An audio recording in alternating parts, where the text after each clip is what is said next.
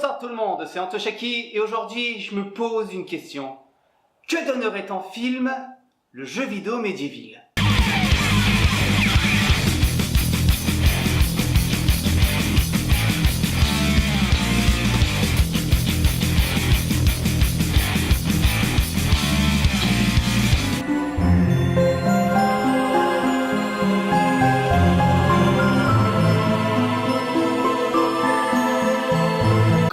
Cette question, la seule réaction qui me vient en tête, c'est pourquoi depuis tout ce temps ce jeu n'a jamais été adapté alors que des jeux comme Tetris sont en projet d'adaptation? Tetris quoi! Bah oui, ce jeu culte de la PlayStation irait très bien au cinéma. Enfin, si c'est bien fait bien sûr. Bon, après, je sais qu'il y a des gens sur cette planète qui ne connaissent pas Medieval. Et je les comprends. Donc, pour ceux qui ne connaissent pas Medieval, voici un petit résumé. Medieval est un jeu d'action-aventure et de plateforme qui retrace l'épopée de Sir Daniel Fortesque, un squelette guerrier réveillé par un sortilège du sorcier Zarok qui a pour but de réveiller les morts et emprisonner l'âme des vivants. Il devra traverser tout Gallowmere pour pouvoir réduire ce sorcier à néant, et au passage, il s'agit tout simplement de mon jeu préféré. Donc après, vous comprenez pourquoi j'aimerais qu'un film adapte cette histoire. Déjà que Spyro a été annulé. Pourquoi vous n'essayez pas avec lui? Et ne me dites pas que c'est à cause des adaptations qui sont médiocres, voire souvent ratées. Hein. J'ai bien dit souvent. Hein. Attention. Et d'ailleurs, c'est pas une excuse. Ce film pourrait être une tuerie. Après, tout dépend du réalisateur. Hein. Après, le réalisateur parfait pour ce projet est tellement évident. Alors, on a un squelette qui tue des zombies avec une pointe d'humour dans un monde morbide et très sombre avec une pointe de féerie. Et juste une petite pointe, hein. Donc, atmosphère sombre, pointe d'humour et glauque. Du Tim Burton, quoi. Oui, Tim Burton serait parfait pour ce projet. On va peut-être lui souffler l'idée un jour. Bon, après, il faudrait faire un film de 2h30, hein, voire plus.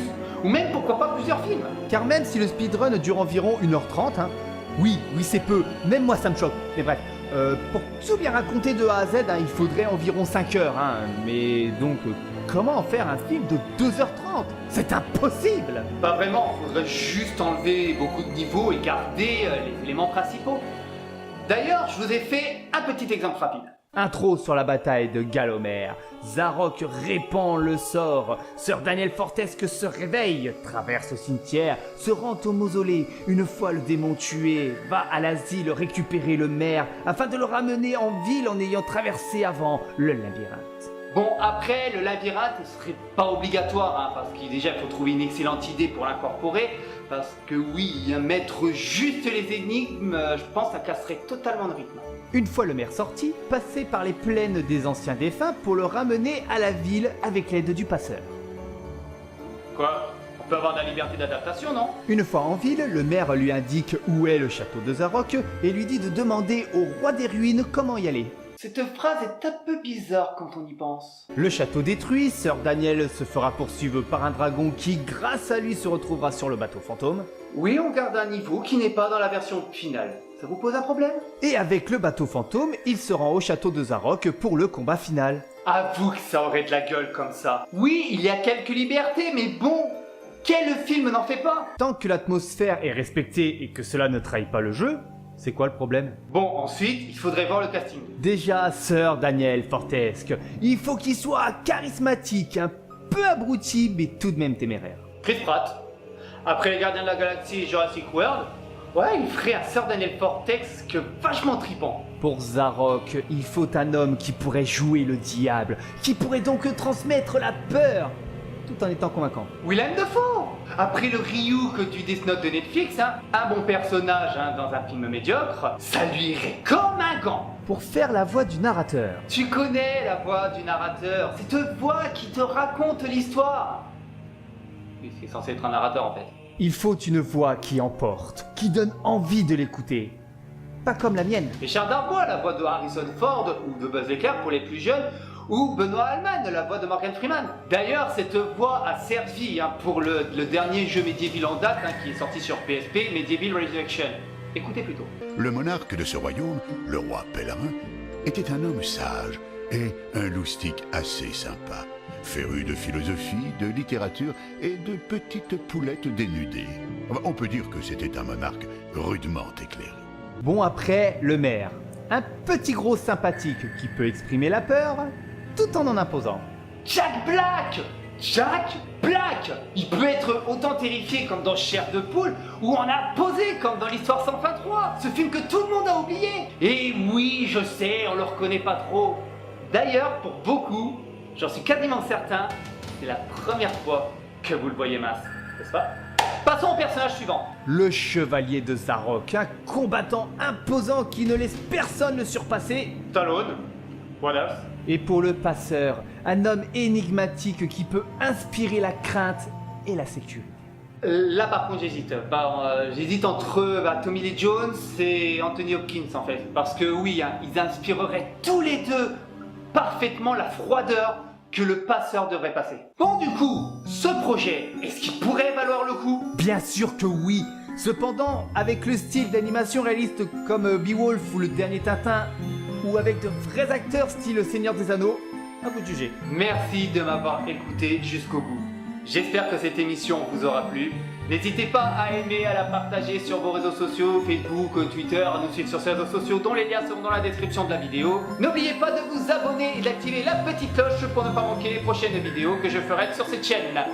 Et en attendant, moi, je vais continuer à jouer aux jeux vidéo rétro parce que c'est les plus intéressants, plein de geeks. Et je vous dis à la prochaine pour une prochaine vidéo. Bye bye tout le monde!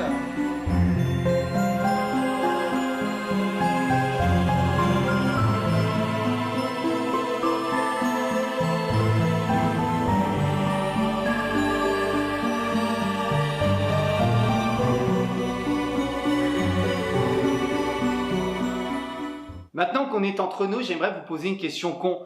Est-ce que ce concept vous plaît? Soyez sincères, dites-moi si c'est de la merde, si c'est très bien. Et puis même, proposez-moi des jeux vidéo sur lesquels je pourrais avoir une petite idée de qu'est-ce que ça pourrait donner. D'ailleurs, hein, le prochain que je veux faire hein, dans Qu'est-ce que donnera un film, hein, faut pas chercher midi à 14h, je vais vous donner le seul indice possible. Hein. C'est le jeu vidéo le plus connu de tous les temps. C'est tout. C'est ça, le jeu vidéo le plus connu de tous les temps.